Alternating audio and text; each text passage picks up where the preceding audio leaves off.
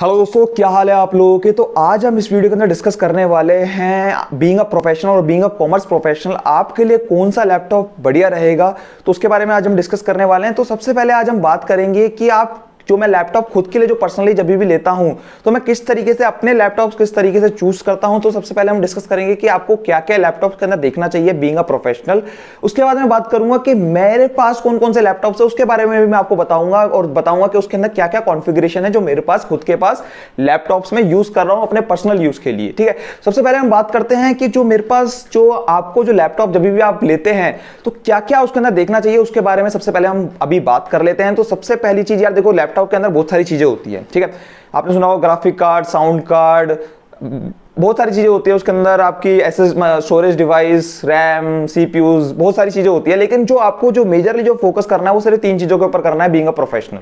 सबसे पहली चीज सीपीयू, दूसरे नंबर पे चीज रैम, तीसरे नंबर पे स्टोरेज डिवाइस। ये तीनों चीज बढ़िया होगी, तीनों चीज की स्पीड बढ़िया होगी, आपको बढ़िया परफॉर्मेंस मिलेगी अपने प्रोफेशनल वर्क के अंदर। और अपना जो भी आपका काम है वो without any latency, without any रुके हुए, मतलब आपको बढ़िया तरीके से परफॉर्मेंस मिलेगी और आप बढ़िया तरीके से उसके अंदर काम कर सकते हो। तो यार देखो, सबसे पहली चीज मैंने काफी रिसर्च करी है। जब भी मैं कोई लैपटॉप परचेज करता था तो काफी रिसर्च करता था उस लैपटॉप के ऊपर और उसके बाद में परचेज करता था। तो इसलिए मेरे को ये सारी नॉलेज आई है। तो वही नॉलेज मैं आपको इस एक वीडियो के अंदर देना चाहता हूं। आई होप आपको समझ में आई ये वीडियो। तो अभी जो हम जो फोकस करेंगे बीइंग अ प्रोफेशनल, सिर्फ तीन चीजों के ऊपर हम फोकस करेंगे। सबसे पहली चीज RAM, storage device and CPU.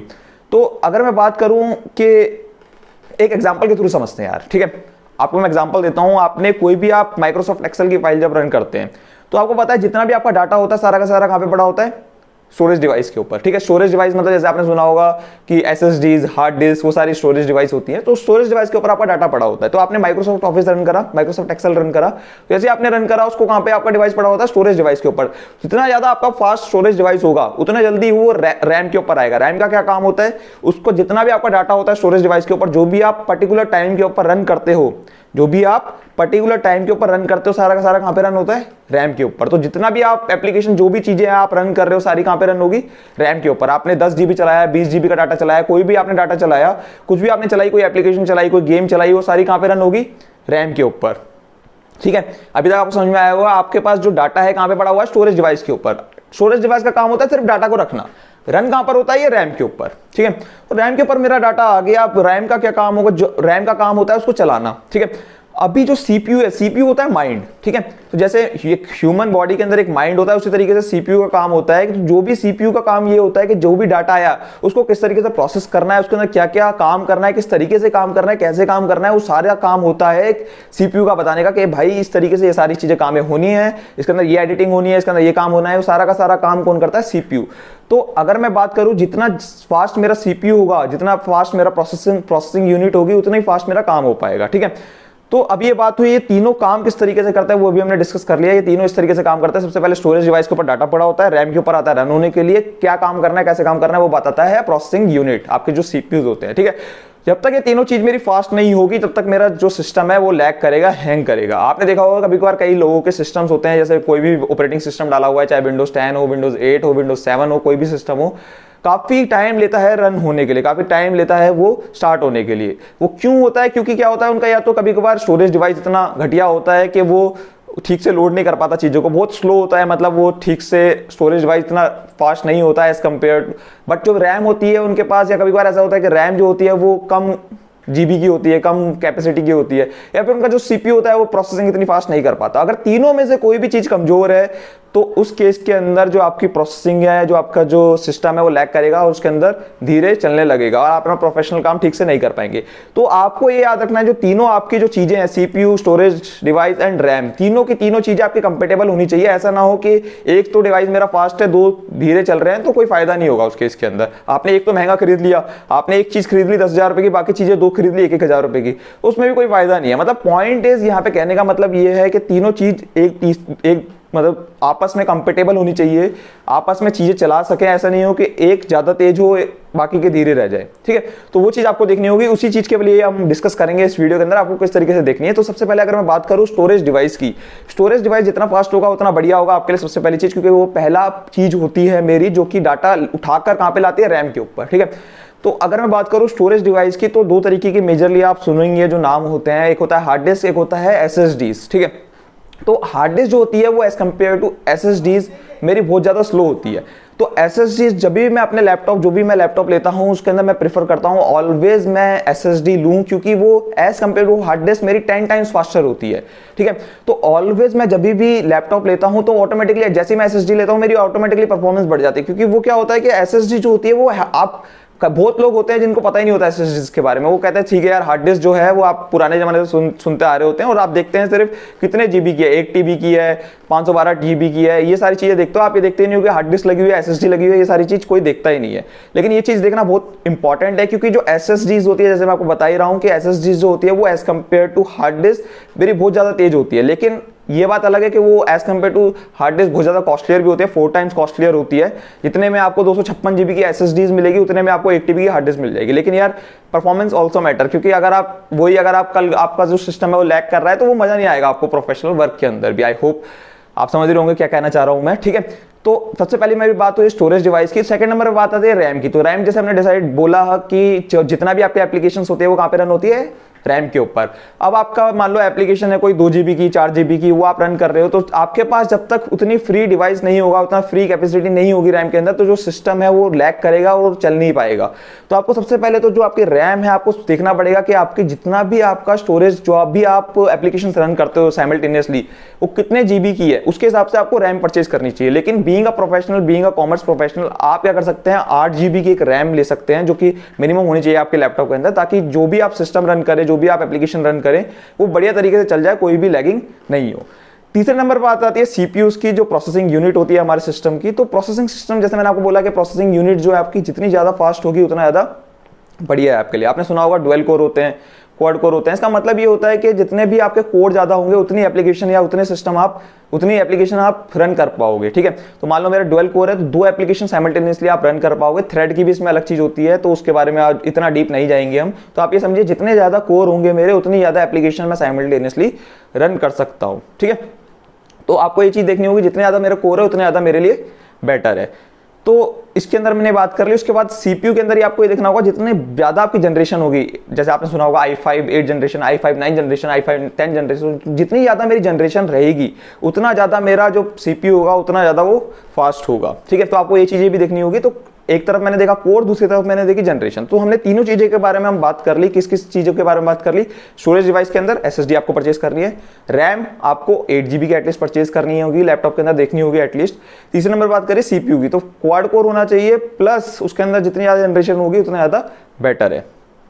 तो ये चीजें आपको देखनी है इसके अंदर। जब भी आप लैपटॉप एक परचेज करें तो आपको ये सारी चीजें देखनी है। अगेन मैं ये कहूंगा कि जब तक ये तीनों चीजें एक दूसरे के कंपेटेबल नहीं होंगी तब तक आपका सिस्टम लैग करेगा। आपको ये सबसे पहले तो ये फोकस करना है, जो भी आप लैपटॉप ले रहे हैं वो आपका कंपेटेबल होना चाहिए आपस में। ऐसा नहीं हो कि एक चीज मेरी फास्टर है, बाकी दो चीजें धीरे हैं, तो उसका कोई बेनिफिट नहीं हो पाएगा। आई होप आपको समझ में आ रहा होगा मैं क्या बोलना चाह रहा हूं।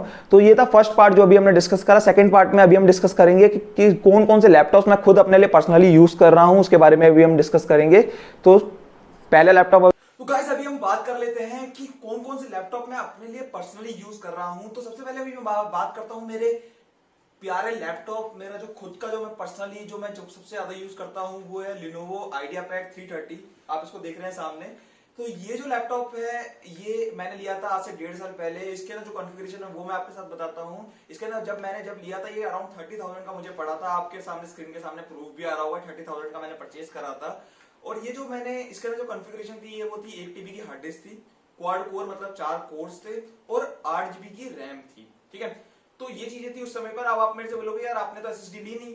तो बेसिकली मैंने एसएसडी ली नहीं थी, लेकिन मैंने क्या करा था, एसएसडी को अपग्रेड कर लिया था इसके अंदर। मैंने क्या करा, एसएसडी के अंदर अपग्रेड करके इसको मैंने सिस्टम कंपेटेबल बना लिया था, ताकि जो मैंने आपको बताया मेरी जो सिस्टम था उसके बाद बहुत ही बढ़िया तरीके से रन होने लगा। और ये मैक्सिमम में अगर मैं कहूंगा 3 से 4 सेकंड के अंदर स्टार्ट हो जाता है। आपको जो देखते हो विंडोज जो स्टार्ट होता है वो 3 से 4 सेकंड के अंदर ये हो जाता है मैक्सिमम। और काफी बढ़िया सिस्टम चल रहा है ये। तो ये थी, और मेरे को 33,000 की मेरे को कॉस्ट पड़ी थी इसकी टोटलिटी में, ठीक है। तो ये जितने भी लैपटॉप है जो मैं आपको बता रहा हूँ इनका मैं लिंक डिस्क्रिप्शन में भी दे दूंगा।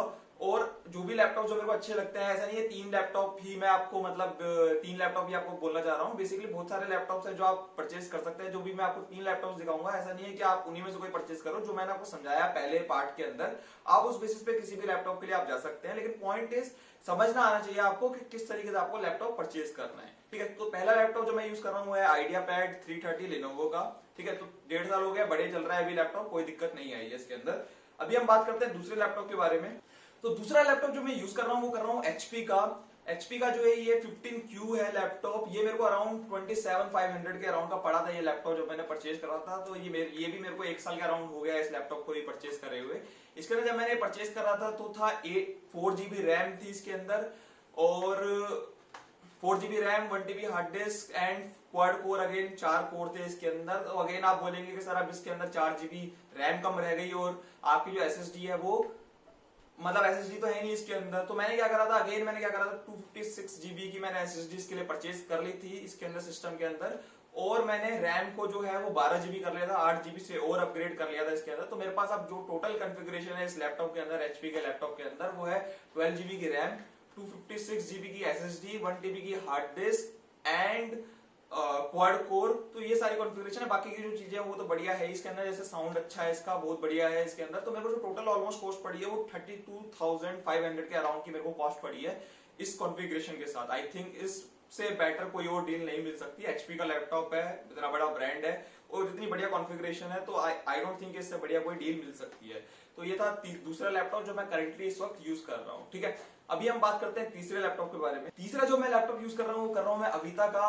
आपने काफी सारे लोगों ने आपने इसका नाम नहीं सुना होगा, लेकिन ये जो लैपटॉप है, जो इसका ब्रांड है, मैंने भी नहीं सुना था, इतना कोई नाम नहीं सुना था अविता के बारे में। लेकिन जब मैंने परचेज करा भी है, मैंने रिसेंटली परचेज करा है 3-4 महीने पहले, लेकिन जब मैंने नहीं सुना था इसके बारे में तो मुझे भी नहीं पता था इसके बारे में। लेकिन मैं ये कहूंगा कि काफी बढ़िया क्वालिटी का ये लैपटॉप है, काफी बढ़िया मेरे को लगा ये। इसके अंदर जो कॉन्फ़िगरेशन है वो भी काफी बढ़िया है। मतलब जो इसके अंदर कॉन्फ़िगरेशन मेरे को 30,000 अराउंड का पड़ा है, आपको दिखाई भी दे रहा होगा स्क्रीन के ऊपर, तो 30,000 का मेरे को पड़ा है। लेकिन जो इसके अंदर कॉन्फ़िगरेशन अगर मैं देखूं एचपी और या फिर किसी और से कंपेयर करूं, तो यही कॉन्फ़िगरेशन आपको 40-45,000 में मिलती है जब आप देखते हैं किसी भी बढ़िया ब्रांड के अंदर। तो इसके अंदर जो मेरे को कॉन्फ़िगरेशन जो मिली है वो है 512GB की एसएसडी। ठीक है, 512GB की एसएसडी, अगेन क्वाड कोर मेरे को मिला है, इसके अंदर 4 कोर है और 8GB की इसके अंदर मेरे को रैम मिली है। बाकी और बढ़िया चीजें भी हैं इसके अंदर, लेकिन जो मैं प्रोफेशनल पर्सपेक्टिव से बोलूं तो हमें जो तीन चीजों पे फोकस करना है, जो कि मेरे को इसके अंदर बहुत बढ़िया मिली है, जो कि मैं आपको बता रहा हूँ 40-45,000 किसी भी आप बड़े ब्रांड के अंदर जाएंगे तो उसके अंदर आपको मिलेगी। तो ये 3 लैपटॉप से जो मैं आपके साथ डिस्कस करने वाला था, जो मेरे जो खुद के लैपटॉप्स हैं, और भी लैपटॉप्स हैं, लेकिन ये तीनों चीज जो है, तीनों लैपटॉप्स हैं मेरे पास, ये मेरे को लगता है पर्सनली मेरे को लगता है कि काफी बढ़िया लैपटॉप्स हैं। और यार ऑब्वियसली ऑफिस के लिए भी मेरे हैं काफी सारे जो मेरे स्टाफ यूज करते हैं। लेकिन जो अभी जो मैंने बात करी आपसे 3 लैपटॉप के बारे में बात करी है, ये जो 2 लैपटॉप है ये भी मेरे स्टाफ ही यूज करते हैं। लेकिन इसमें क्या है कि आप देखेंगे कि ये 3 लैपटॉप्स हैं जो मेरे को बहुत बढ़िया लगे थे, जो कि मैंने आपके साथ डिस्कस करा। मतलब कॉन्फ़िगरेशन वाइज कहूं और प्राइस वाइज कहूं, वैल्यू फॉर मनी लगे थे ये तीनों लैपटॉप। और ये तीनों के डिस्क्रिप्शन में मैं लिंक भी दे दूंगा, आप जाके इसको चेकआउट भी कर सकते हैं। बाकी और भी चीजें हैं जो मैं आपको लिंक में डिस्क्रिप्शन में दे दूंगा, आप उनको भी चेकआउट कर सकते हैं। मेरा जो मेन मोटिव था वो ये था कि मैं आपको बता सकूं कि कौन से लैपटॉप किस तरीके से आपको परचेज करने चाहिए। बीइंग अ कॉमर्स प्रोफेशनल हमें इतनी नॉलेज नहीं होती है। आई होप आपको मैंने सफिशिएंट नॉलेज दी होगी इस वीडियो के अंदर। और आपको लगता है आपको फिर भी कोई डाउट है, आपको कुछ पूछना है मेरे से किसी भी चीज के बारे में, किसी भी डिवाइस के बारे में, किसी भी जैसे रैम के बारे में कुछ पूछना है, स्टोरेज डिवाइस के बारे में कुछ पूछना है, किसी चीज के बारे में भी कुछ पूछना है, तो आप डिस्क्रिप्शन के अंदर पूछ सकते हैं मेरे से, कमेंट के अंदर पूछ सकते हैं। और बाकी अगेन मैं एक डिस्क्लेमर दूंगा कि मैंने आपको ये नहीं है कि आपको सब कुछ मैंने बता दिया इस वीडियो के अंदर। आपको बहुत सारी चीजें हैं जो इसके अंदर, ऐसा नहीं है कि मैंने आपको लैपटॉप के बारे में 3 चीज बता के तो सब कुछ बता दिया मैंने लैपटॉप के अंदर। बहुत सारी चीजें होती है लैपटॉप के अंदर, देखने वाली चीजें होती है, लेकिन being a professional, being a commerce professional, ये 3 होती है जो बहुत मोस्ट इंपॉर्टेंट चीजें होती है जो आपको देखनी चाहिए। तो again thank you so much for watching my video. अगर वीडियो पसंद आए तो लाइक जरूर करिएगा, चैनल को सब्सक्राइब जरूर करिएगा। Thank you.